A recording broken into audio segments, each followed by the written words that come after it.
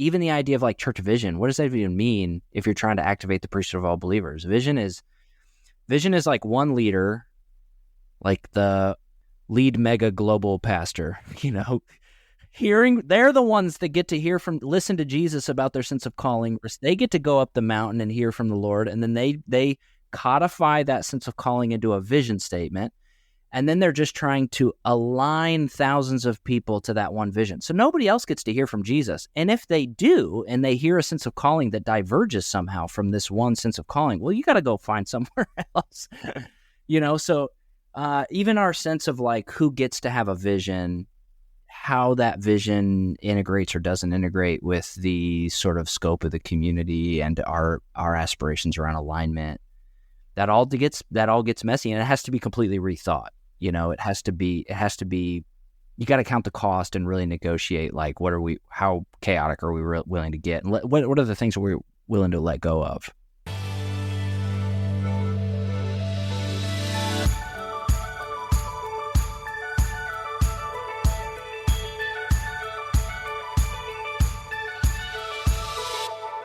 Hello, and welcome to the Shifting Culture podcast, in which we have conversations about the culture we create and the impact we can make. We long to see the body of Christ look like Jesus. I'm your host, Joshua Johnson.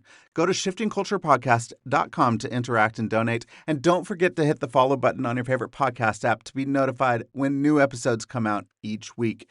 And go leave a rating and review. It's easy, it only takes a second, and it helps us find new listeners to the show.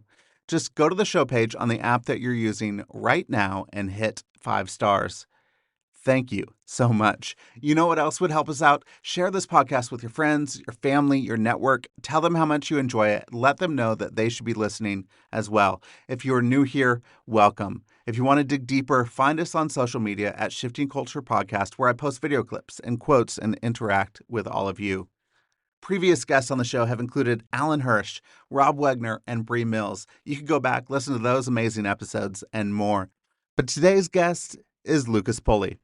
Lucas is Executive Director of Underground Network, an experimental community made up of over 160 microchurches in Tampa Bay and serving dozens of similar decentralized and empowering movements around the world.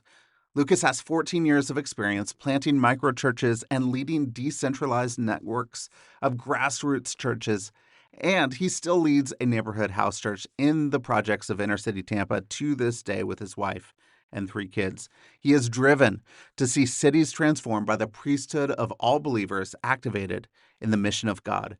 Lucas and I have a great conversation around microchurches and decentralized church networks.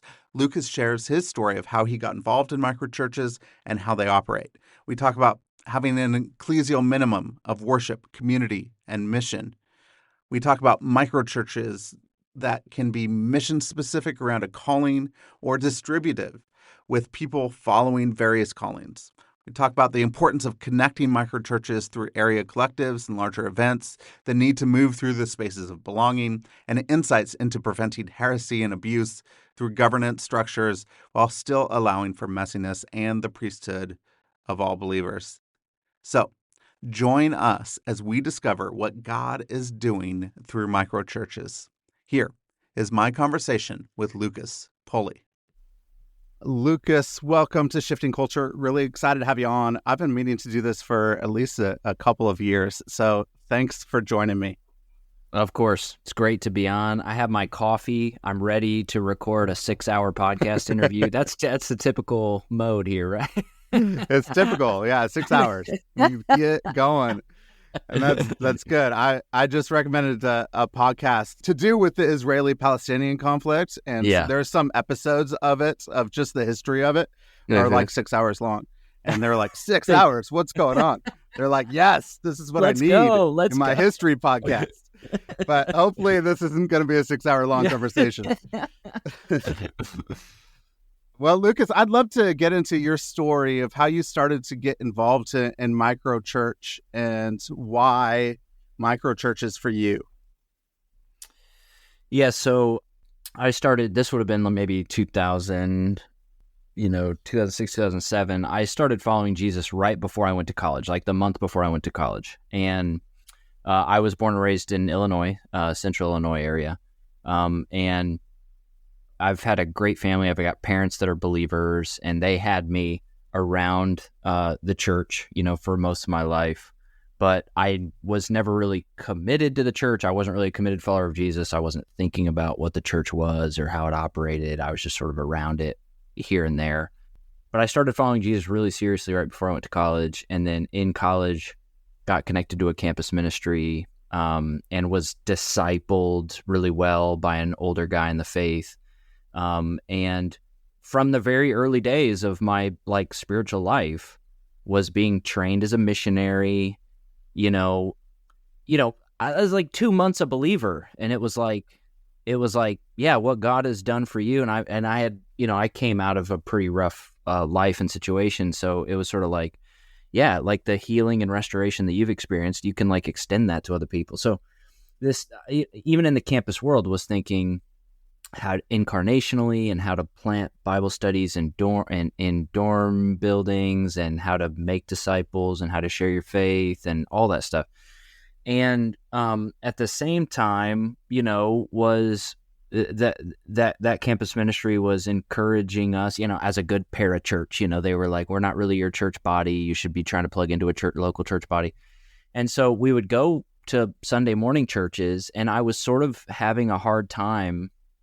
It felt like my campus ministry life experience felt more true to the New Testament than what we were doing on Sunday mornings, which felt sort of dissonant, or felt a little bit distant from the pages of the New Testament. And so I was just sort of wrestling with that in college, and and then when we were seniors and we'd been leading the campus ministry for a couple years, and trying to reach the campus, all that kind of stuff. We started doing city ministry around the campus. We started doing ministry in the community around the campus. And by the end of this group of seniors in college that had been in this leadership team together, by the end of that year, we were running a daily dinner kitchen for the poorest in our city. We were doing a discovery Bible study in that daily dinner kitchen. Different people would take turns sort of leading it. We were sort of just in community with the poor. And then on Wednesday nights, we were doing a prison ministry. And then there was all these single moms that we had gotten connected to that had their own set of needs. And that sort of became this own autonomous sort of ministry thing. And then we were doing street church Bible studies in front yards. And there was sort of this mess of ministry. Now, we didn't have the language of microchurch. We didn't have the language of decentralized network. It wasn't called anything. It was just this mess of it was barely networked at all.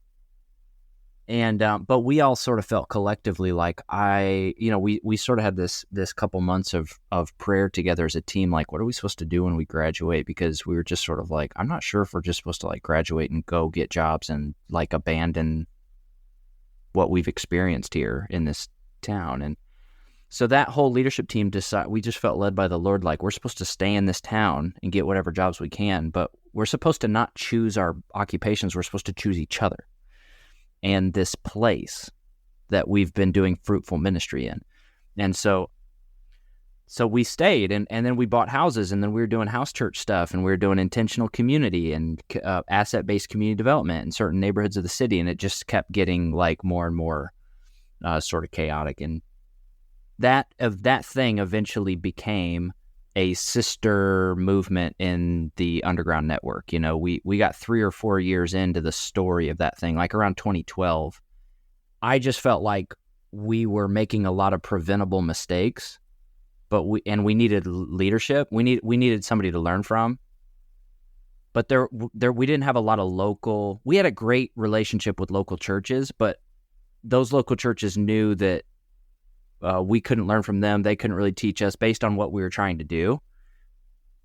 And so that's how we got connected through a myriad of events to Tampa Underground, and I've came and stayed with Tampa Underground for a month and did an immersive, and then they sent some leaders up to live in Illinois with our community for some time to see what we were doing, and that started a friendship, and we eventually became one of the sister movements in the underground network.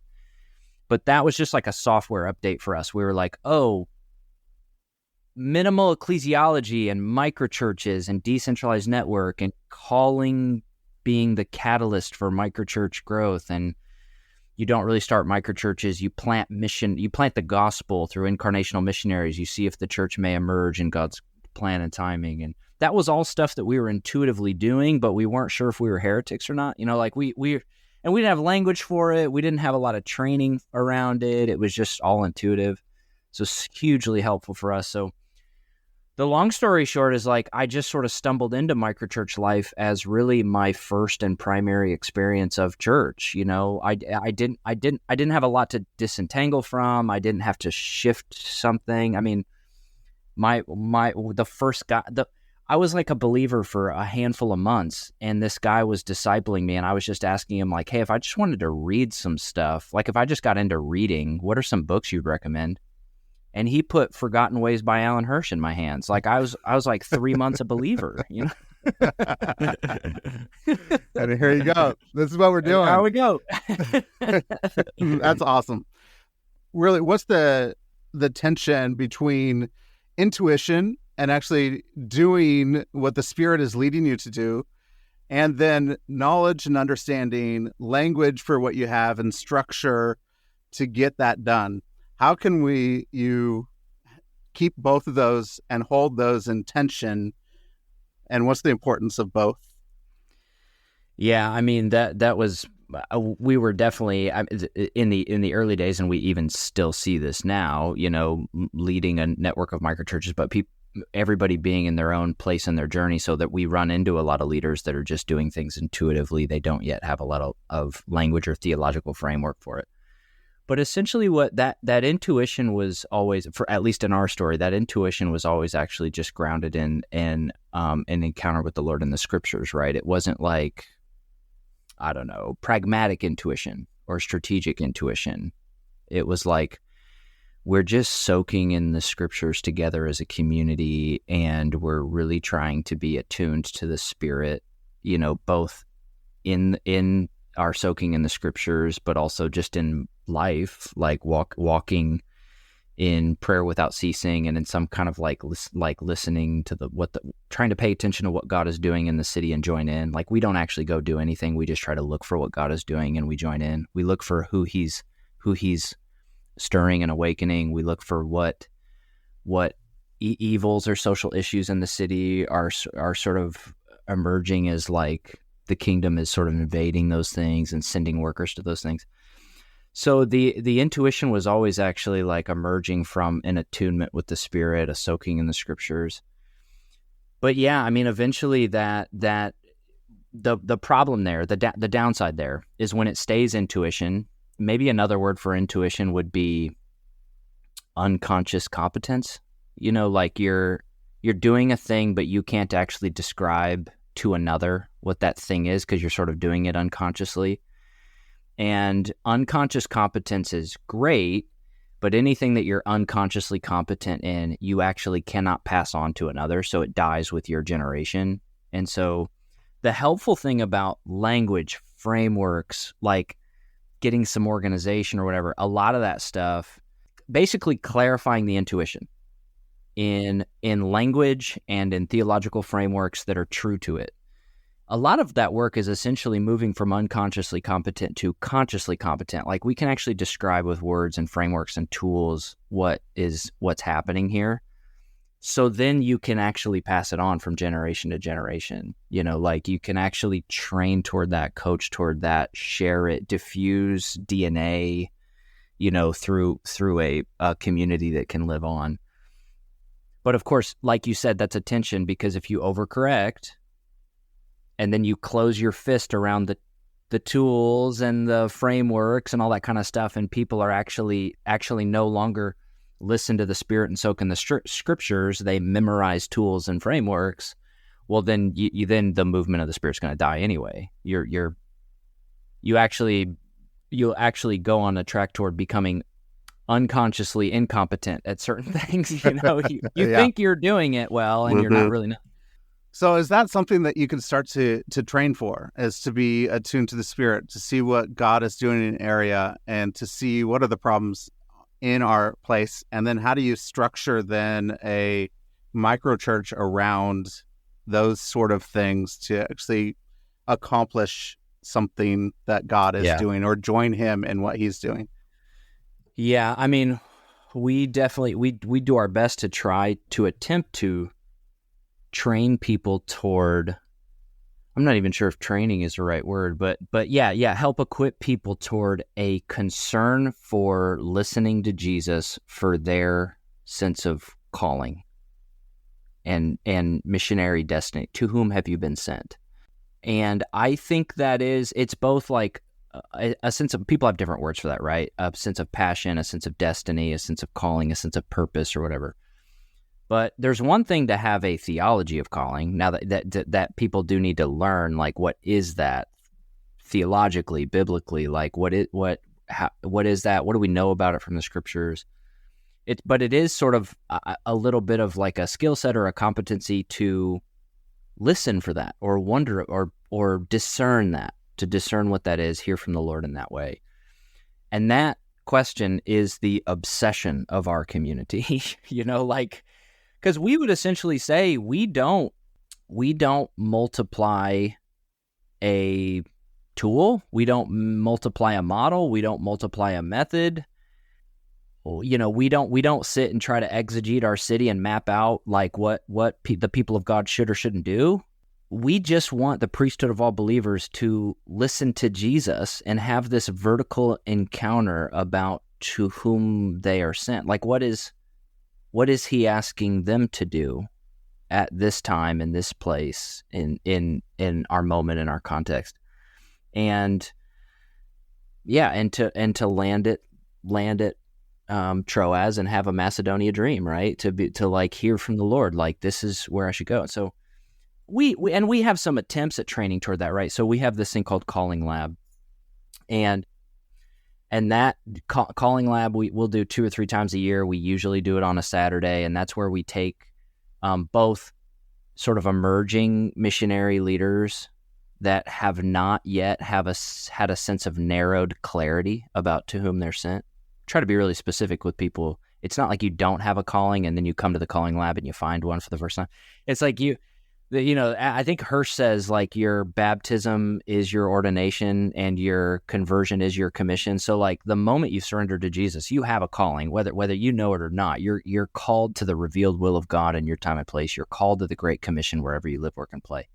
All the Calling Lab does is doesn't give you a calling for the first time. It just takes that general calling, and it's like a contemplative listening prayer retreat with the Lord to be like, Lord, do you want to narrow that general calling to land on a specific people for me right now? And that whole Calling Lab day is built around Ephesians 2:10, like, you're God's artwork, you're his masterpiece, and you are created in Christ Jesus for a good work in this season, which he has prepared for you in advance. So it's like, what's the work that you've prepared in advance for me? And part of how I can sort of discern what the answer to that question is wondering, how has he made me? How, as an artwork, as a masterpiece? And so we basically just take people for a morning and say, let's do some spiritual gift tests. Let's do some APEST like learning about how you're wired and what some of your involuntary sort of biases are. Let's do some passion assessment, emotional inventory, like what gets you fired up, what gets you, that matters. And then some narrative analysis, like what are experiences that God has brought you through in the past that actually might uniquely qualify you to be an effective witness to people who are in that same experience now? What are groups of people that you have access to that not everybody has access to? That matters. So it's like taking all those fresh insight data points from the morning and then basically just having hours in the afternoon to just have a prayer retreat and just lay all that fresh insight before the Lord and say, I see in new ways right now how you've made me, and I think it was you're sovereign, and some of this might have been with intention. So God, speak to me about to whom I am sent in this time, in this moment. And so we typically tell even if a leader's been through the Calling Lab before, we usually tell them, like, it's sort of like a nice, like a prescription to do that every couple of years. Like, it's not like a one and done, like I figured it out and move on. And we've got friends there in KC that like the Calling Lab's not the only tool out there, right? There's like our friends over there in KC, they have like a GPS assessment or something like that. And there's other ones that have your purpose DNA evaluation. So there's a few of those out there, and they all are sort of moving toward the same thing. Like, you have, as a priest in the priesthood of all believers, God has an intention for your life, and here's a way to try to discern what that is. But we've also had people that have had a very clear calling and which has been verified by fruit that didn't have anything to do with some of the insights. That it didn't make any sense with the insights that they emerged. So the voice of the Lord doesn't have to like submit to like our cool personality test, right? It's like he can send anybody anywhere, anytime. You get this specific calling, this more specific than your general calling. You're moving out. How do you start or implement a microchurch around it? What is a microchurch, and what are you actually galvanizing around? What is the central tenet of a microchurch? So we would, so we have an ecclesial, what's called the ecclesial minimum, which is a theological belief around what are the minimum things that needs to be in place that collide with each other, and that thing is suddenly called church, And we've wanted to be able to clarify that not as a strategic asset or a pragmatic belief, but as like really a theological belief. Like, what is the church, and how do we keep it in its simplest form so that it can multiply in its simplest form? And then they can get more complex as they go, but we have to have an imagination for it in its simplest form. So our ecclesial minimum here locally that we've had for 15, 20 years now is worship, community, mission. And what we mean by those things, by worship, we mean Romans 12 worship. We mean my life is a fully surrendered living sacrifice as my spiritual act of worship. So we don't mean banging on a guitar, although that's totally good and wonderful and fine. There's a lot of microchurches that do that. But what we mean is like surrender, like a community that is in full surrender to Jesus and costly and sacrificial surrender. And by community, we mean intentional, extended spiritual family, so not see each other once a week and then have like a group chat, but like an interdependent spiritual family, life on life. And by mission, we mean that every microchurch has to intentionally proclaim and demonstrate the kingdom of God to the lost and the poor in some way. And so now how that works out is there's two general types of microchurch. There are mission-specific microchurches, which means the community is gathering around a common people group, cause, or place that they feel called to. So, a handful of examples of that would be like, there's one called Timothy Initiative that works with men that are coming out of addiction, detox facilities, and they do like whole life discipleship, sort of monastic community, whole life discipleship with this community of guys. And they work on a construction company together during the days and do vocational rehabilitation. And there's one called Urban Youth Justice, which is planting microchurches inside of juvenile detention facilities across 5-county radius. There's one called Everlasting, which is a microchurch that's reaching ultimate Frisbee leagues in Pinellas County. There's one called Urban Fellowship that's working with gang youth up in a certain area of town, North Tampa, close to the university. There's obviously some microchurches that are reaching college students. There's microchurches that are adopting schools to do mentor programs. So those are like, it would be hard to join that microchurch if you did not feel a sense of calling to lay your life down to reach those people or that place or that cause. And it's really clear how those start as a sense of calling from a leader. They're actually going to try to get proximity, presence, powerlessness among those people. They're trying to find a person of peace. They're trying to see if disciples start to get made, and eventually a witnessing community emerges. Then there's distributive microchurches. That's the second kind. Sometimes we call them incubators.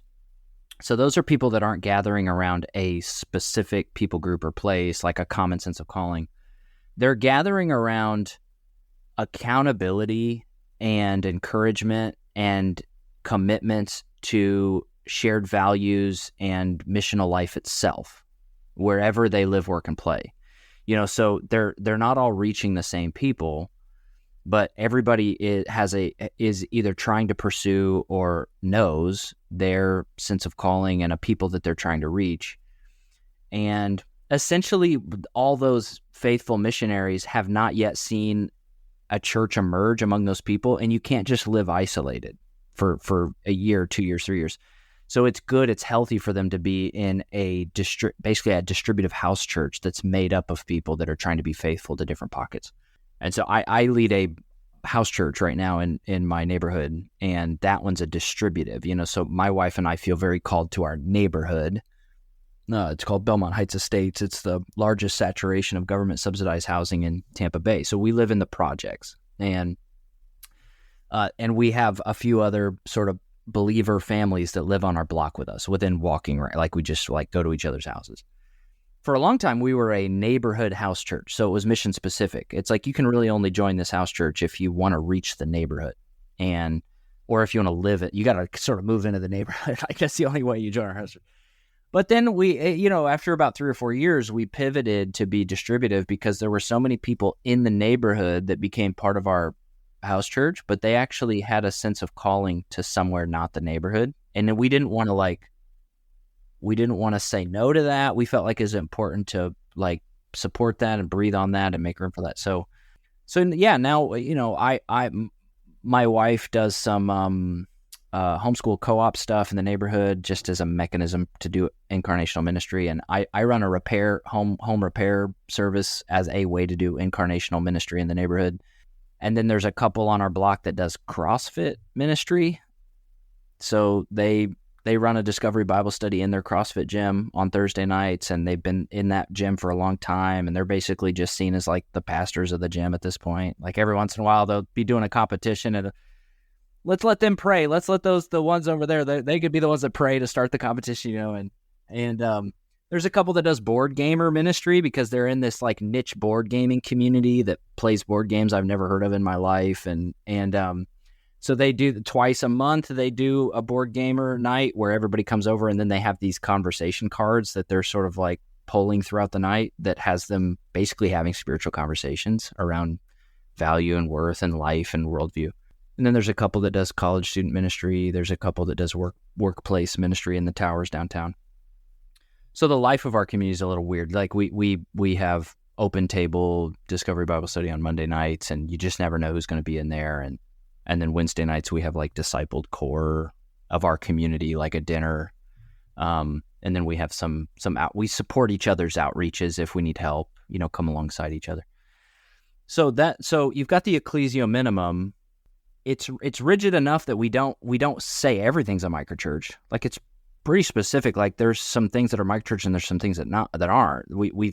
We've had plenty of people come to us and say, I'm leading this microchurch. Can I be part of the network? And we're like, that's not a microchurch. Like, because it has some definition to it, but it doesn't, but it has, just enough definition that it allows for what we would call expansive ecclesiology or adaptive missiology, expansive ecclesiology, right? It's like, there's a little over 160 microchurches right now just in Tampa Bay, and every single one of them looks very different. They're using different tools, they have different language, they count different things, because each of those microchurch leaders has quite a bit of freedom to contextualize for the group of people that they're trying to reach. So what they have in common is the ecclesial minimum, a sense of calling that they're doing. The reason that microchurch exists is not because a leader told them they should do it, but because Jesus asked them to do it. And they have just enough values alignment to make sense. That's the Underground Manifesto. They have just enough theological alignment to make sense. That's the creeds, the creedal orthodoxy. But then other than that, they're all very, very different. So if they're distributed and they're different, you have mission specific, you have distributive microchurches. How do you connect one to another? I know when I was in the Middle East, we started a bunch of simple churches with Muslim background people.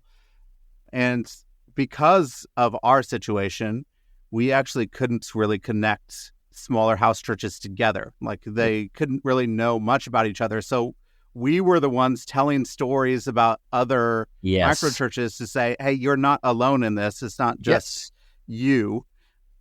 But it does sometimes feel when you're in a small community, which, our I'll just give you in Kansas City what we do. I go to a church called Nava Church, KC. We have home churches 3 times a month, and once a month we gather all together as all the home churches in the city. We come together, and it really says, hey, we actually are a part of a bigger thing. It's not just our community. How do you connect to each other? What does that look like? And how do you get people to know that they belong to something bigger than themselves? And what's the importance of larger connection? The way that it works for us is that, the underground is simultaneously 2 things. That's why sometimes it's hard to explain. We call it maybe a dual operating system. On the one side, the underground is a decentralized network of microchurches, and those microchurches have access to an ordination process where they can join the College of Elders, and then of that College of Elders, there's a handful of governing elders, so that all the governance and church discipline and restoration processes and oversight and all that kind of stuff, that exists in the decentralized network of microchurches.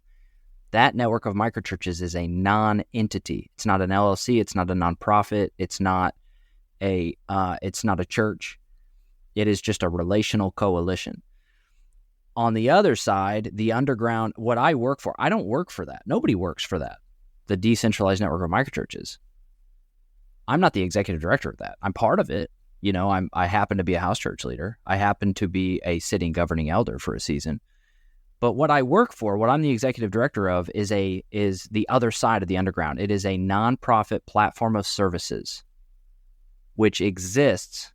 Its exempt purpose, to which every dollar, employee, square foot, contract has to be submitted, is to serve that decentralized network of microchurches. Not power over or control or predict or anything like that. It's like we react to what the priesthood of all believers needs. So that's what Tommy Wilkerson and Stacy Gaskins and I were a part of, like a leadership team that helps oversee that. And they have a bunch of services in there: financial services, media services, coaching, training, facilities and events. All those services are shared, leveraged by the network of churches, whatever they need. It's like a buffet, come and get it. One of those services that the platform offers is convening environments for the network. So because if the decentralized network just sits back and they, exactly like you said, they need to gather, they need to connect, they need to convene. But it can be a little bit distracting for those microchurches. Like who decides who does it, and who and then how do they take time out of their microchurch to pull it off, and how do they secure space, and how do they secure, it's a huge load to carry. So basically the missions agency side basically says we'll help set the table of convening environments for the sake of the decentralized network. So the missions agency is who secures space and coordination, project management, and then sort of plans, all that kind of stuff, larger convening environments for the movement. The way that works right now is that the movement is broke down into 5 area collectives, geographic area collectives. Each of those area collectives has their own rhythm of convening. So Central Tampa, that's what I'm a part of. The Central Tampa area meets weekly on Sunday morning. So nobody has their microchurches on Sunday morning, and that's a time when we have a moment where the microchurches can all convene with each other, or just the leaders can convene. They get to decide. Each microchurch decides if the leader comes or the whole microchurch comes. It's up to them. But we have a Sunday morning moment, which is basically just like a convening of the movement. It's not meant to be this open meeting that anybody can come to. It's sort of like a family meeting, and it's for the sake of coaching and training. And like you said, helping people get a sense that they're a part of a bigger thing, being able to hear what God is doing in other places and learn from that, catch testimonies from each other, be inspired by that, learn from each other, like little secrets, tactics, all that sort of think tank style. All that's critically important. And so they convene in area network, area collectives, and then all those area collectives get together about 6 to 8 times a year for larger events, like a conference or like a big testimony or storytelling banquet. We'll do that once or twice a year. Microchurch showcase. Those are all. So we do have like a little bit of a movement wide rhythm of life, where it's like you're with your microchurch most often, but then you have some environments with your Eric Collective, and then occasionally you have these environments with the whole movement.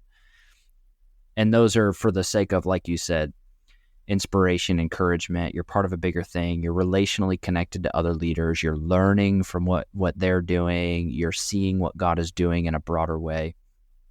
So we would say that's critically important, because in the New Testament, the church isn't just house churches. It's also city churches. And so we're trying to be the church at every level. The way that that Paul and the Jerusalem Council the way that they had an imagination for the church not just being big or just being small, but they had an imagination for church that made room for it to express itself at every level, in homes, in cities, and capital C, universal church and unity. And so we're trying to birth a movement where people are walking in the fullness of the church at every level, where they have home church, simple church, small church, but they also have moments to see the manifest city church, and where they even feel connected to global church and care about global church. So can you talk a little bit about the spaces of belonging in that, if you're looking at what church can do in these different spaces? What are these spaces, and why are they important for us to be involved in all of them? In a quick way, you could say they're important to be in all of them, because we see that biblically the church is expressed in all those small, medium to large ways, and it's important to live it. But it's really interesting. I'm sure you're familiar with this, but the Hall and Myers is what's in my mind. There was a guy that came out with the 4 Spaces of Belongings in the early 2000s. I think his book was called The Search to Belong. And he was a Christian that was applying some theories that was written by a guy back in the 60s on the theory of social belonging. And they came across this way of sociological way of understanding belonging, that people actually need to belong in these 4 different spaces. And if they only are belonging in 1 or 2 of these spaces, they'll start to feel alone or isolated, or like they don't quite fully belong. And those spaces were, I think, intimate space is the smallest one, 2 to 4, 2 to 4 people, where you can actually be totally vulnerable, totally yourself, wide open, fully known and fully know others. And then they have the one slightly bigger than that is personal space, which it can be like 5 to 12 people, where you can be a part of a broader family, you can share values, you can find the people with whom you can have vulnerable space. You typically don't find vulnerable space until you're a part of personal space. The one slightly bigger than that, social space, is around 20 to 40 people. And then the broadest space is public space, 75 plus space. And 75 plus space is like you can't know anybody and you can't be known, but you have a room full of strangers that you feel like you have something in common with, because there's like a stadium of Chiefs fans. I'll do a Kansas City reference because you're in Kansas City. It's like you can feel a sense of belonging when you're in a stadium full of thousands and thousands of people and you don't know any of them. That would be like public space belonging. And they essentially did gobs of research on helping realize that you can be a part of public space and social space, but if you don't have any personal space environments or intimate space environments, you'll struggle to feel like you belong. And you'll actually have other sort of social anxieties or social dysfunctions from not being a part of environments like that. In the same way, you could be a part of intimate space and personal space, but if you don't have those other spaces of belonging, for instance, a house church that is not connected meaningfully to a broader citywide community, that can have certain effects on people's sense of belonging. I just think it's hilarious when sociologists give their whole lives studying something and they just discover what's like plainly true in the scriptures. like this is what Jesus did. This is what Jesus did, right? It's like he had this inner 3, and then he had the 12, and then he like preached, and then he had the 72, and he preached to the crowds or whatever. And it's like you can see that in the life of Jesus, and then you can see it in the New Testament church, that they had house churches and city churches. And so I think obviously like the prevailing model of the church and the like legacy models of the church that have sort of helped to solidify an existing imagination of the church as bigger is better, large, mega, attractional, that kind of stuff. Essentially, those are like ready ways to create public spaces of belonging for people. And then typically maybe in those environments, there can be like a little bit of vision casting for like, we have a small group network, whatever. So then there's like some personal space belonging. But I think these are generalized strokes, right? But a lot of times in those environments, you'll have a hard time finding vulnerable space or social space, and that has certain downsides. But in the same way, like you said earlier, there can be a lot of house church networks that are flush with intimate space and personal space, but you don't have any social or public, and there's downsides to that too. And so I think we're trying to capture a rhythm of imagination that helps us live into all the, not just sociological social spaces, but the way that those things actually point to us, the biblical foundations of the manifest church in all of its forms at every fractal. I was teaching the other week, and I was talking to a bunch of legacy pastors, and we're talking movement, and I think I basically said, if you don't really believe in the priesthood of all believers, it's not going to work. And if you do believe in the priesthood of all believers, it's going to be messy. And yes. Either you want control, and you could have a little bit of control and you're not going to actually see any movement, or you're going to want some messiness and believe in the priesthood of all believers and go, how can we enter into that space and believe in the priesthood of all believers and be okay with some mess? Because, it's going to be messy no matter what. Even if we try to control it, it's going to be messy. So why don't we just give it to somebody else? Why don't we just go for it? Yeah, that's right. Sometimes we use the word chaotic, sometimes chaos and order. So we're always trying to pursue like a chaotic environment, that when you believe in the priesthood of all believers, and the other side of that coin, when you believe in the priesthood of all believers, is that you also believe that Jesus is the proper head of the church, not us, right? That's the other side of the priesthood of all believers. And so we're actually restoring, whenever we're trying to pursue the activation of the priesthood of all believers, we're also trying to pursue the restoration of Jesus as the proper head of the church, and us in our rightful place as, under shepherds or equippers or activators. And that's all, we're just totally losing grip of any version of like control or alignment strategies or, like guardrails and that kind of stuff. And it starts to feel a whole lot like chaos. But there are ways to have just enough order that behind the chaos that does keep it healthy. Chaos doesn't equal healthy. Order doesn't equal healthy. What we want is healthy. So we don't want chaos. We don't want order. What we want is healthy, and healthy looks chaotic. It's it's sitting in the middle of that tension. It's merging that tension.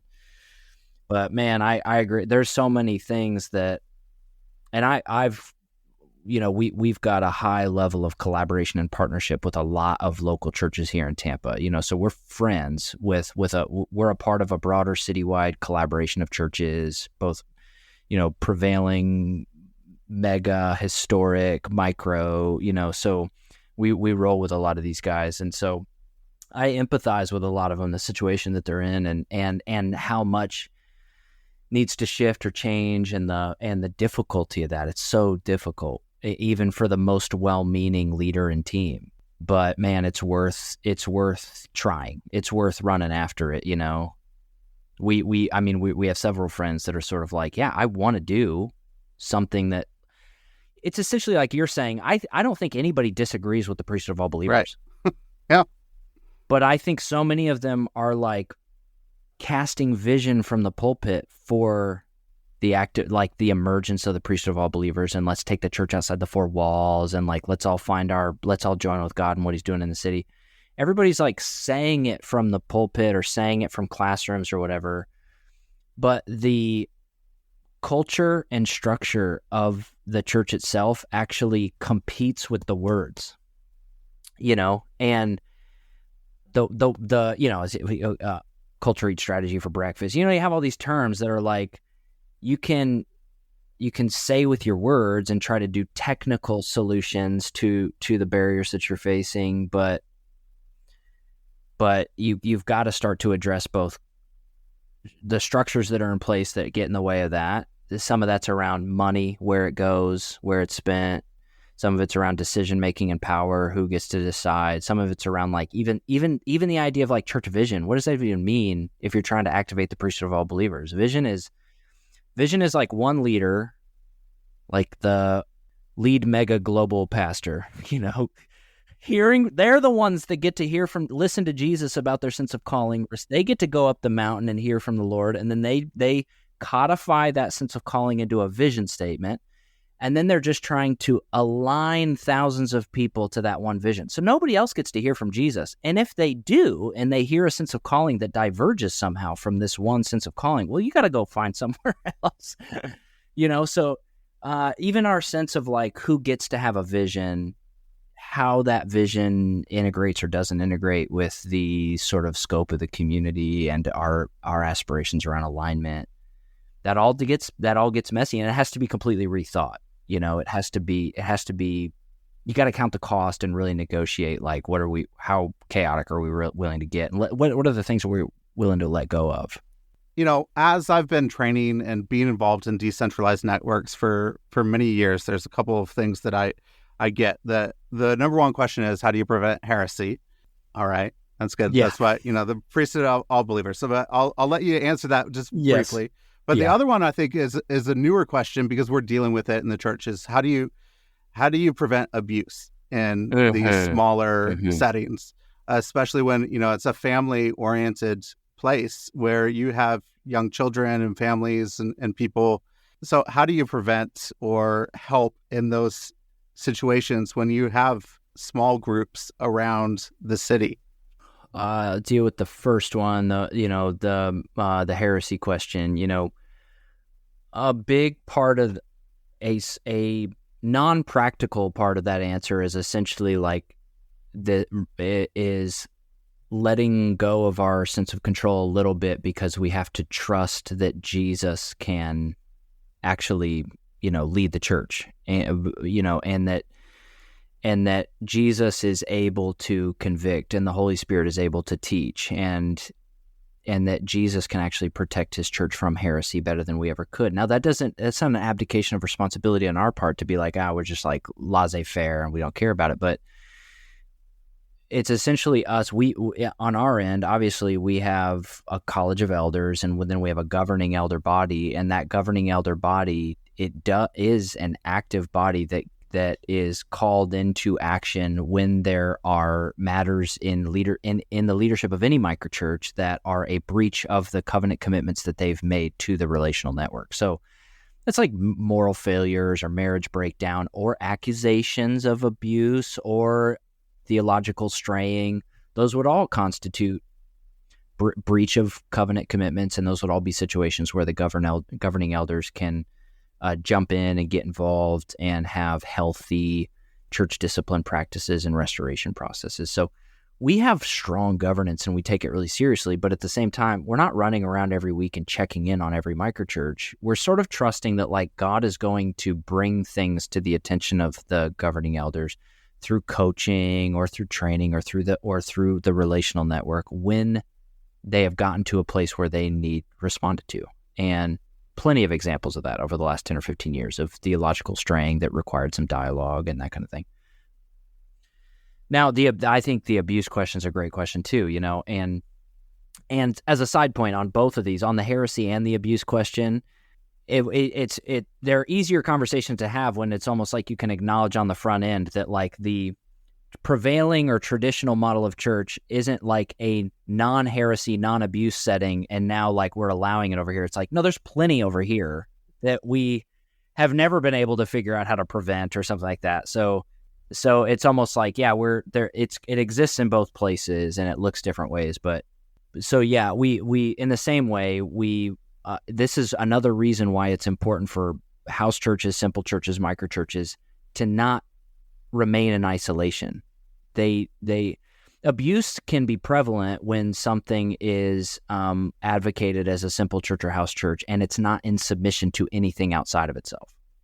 Then you have no recourse if something happens inside that house church, and there's no checking or oversight or governance. Anything that is not in submission to something else is already unhealthy, even if internally there isn't something that's like clearly unhealthy yet. If it is in isolation and not in submission in any way to something outside of itself, it is unhealthy. And so that's why we've tried it.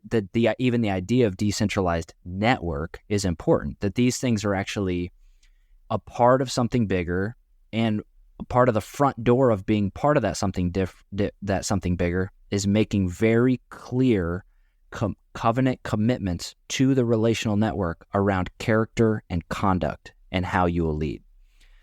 And so we have that. We have a leader's covenant that every single microchurch sees and discerns and reads and agrees to. And if they can't agree to it, they can't be a part of our network. And in that, there's a section in there around like your personal spiritual life. Like I'm gonna maintain a vibrant prayer life. I am going to be pursuing. I'm going to exemplify the characters of an elder as laid out in Timothy and Titus. But there's a section around how you will lead. It's like, I am not going to exploit my people at any time for personal gain. I am going to lead in radical generosity. If I'm ever in conflict with another person or another leader, I am going to be in submission to the Matthew 18 processes and a commitment to reconciliation and restoration and mediation if necessary. So we lay all that out and have people agree to it. And there's a line in those documents that say, if I am ever found to be in breach of these commitments, I will submit to the leadership of the governing elders in my life. So if they ever do have an accusation against them, and then the governing elders come and show up at their door and say, hey, we're here to talk about that. And they're like, when did I ever invite you to be a part of this? We can say, remember when you did.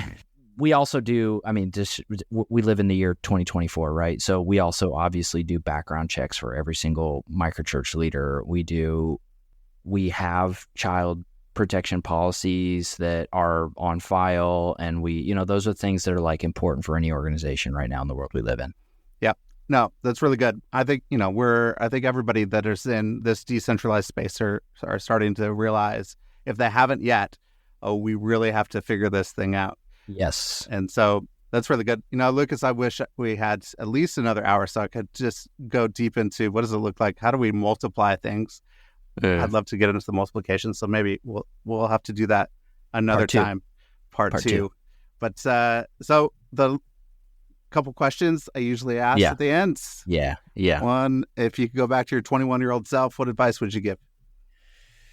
Ooh, 21-year-old self, what advice would I give? Yeah, I think I would tell my 21-year-old self to take very seriously and make more room for the contemplative disciplines. Sabbath, solitude. I went too long in my younger years thinking those things were either optional, or if I did pursued them sort of in a legalistic or like rote way, if I did take a Sabbath, it was sort of like just lay on the couch and watch Netflix. Which isn't a Sabbath, it's like just this like rote definition of like don't work. But I think trying to figure out earlier in my life what is rest for me, what is restful for me, and trying to discern that with the Lord, and then have that invade Sabbath rhythms for me. And then, modeling my solitude and contemplation, my practices of spiritual formation a little bit more around some of my self-discovery around Enneagram and some of that stuff, like my spiritual disciplines don't have to look the same as everybody else's in the world, but I sort of need to pay attention to the growth edge of my spiritual formation and to really press into to disciplines that intersect the structuring of my soul right now. I wish I would have paid more attention to that in my 20s. Yeah. That's really good. That's good. What have you been reading or watching? Anything you could recommend? I don't. I just read a book called Art of Asking by Amanda Palmer, I think is her name. Secular book, not Christian. A content warning. There is like some stuff in there that's like not super Christian. I found it very fascinating. Like just as an Enneagram 3 personally that like wants to like go out and accomplish and be interdependent. I'm a rural Midwestern family, like pull yourself up by your bootstraps, do everything on your own. I found I'm right there with you. No, totally. I found that book. I have a really hard time leaning on people, asking for help. I have a really hard time depending on a team, working through a team. And so I just found a lot of the insights in that book really breathtaking, just around the art of asking for help. And it is actually one of the building blocks of relationship and community. When you don't ask for help and you're self-dependent, and these things are like self-evident, but the way she told that book was laid out in story was really winsome for me. So that was great. And watching, I pretty much just watch The Office and Parks and Recreation and Ted Lasso on repeat. I don't really watch much else, But I do think Ted Lasso, the other two are just sort of like guilty pleasures, but Ted Lasso is a great show that demonstrates the systems theory. If you ever look into, if you listen to Managing Leadership Anxiety or read the book or see any of Steve Cuss's stuff on how anxiety doesn't just affect people, it affects communities and it hijacks communities. And then what does it mean for a well-differentiated leader to bring health to an unhealthy system? Ted Lasso is just a brilliant example of, I think, differentiated leadership in our time. I agree. It's great. Well, Lucas, thank you so much for this conversation. I love getting into microchurches, a little bit of your story. How do we believe in the priesthood of all believers? How do we not have things chaotic, and not have things controlling, but we could actually lean into something where there's a tension that could actually birth the Spirit of God within our networks and movements. And I love the going from general calling to specific callings for people, and to say, hey, these are the people that God has called me to. I'm going to galvanize around that. And we're going to have a group of people say, let's go and bring a community of followers of Jesus into this space and see what God does, because he is moving. And your thing of saying, hey, where is God moving? And let's join him in what he is doing, I think is absolutely critical and crucial, that we don't follow a method, but we actually follow God and the Spirit as he moves. So, Lucas, thank you for this. It was fantastic. Thank you, brother. Yeah.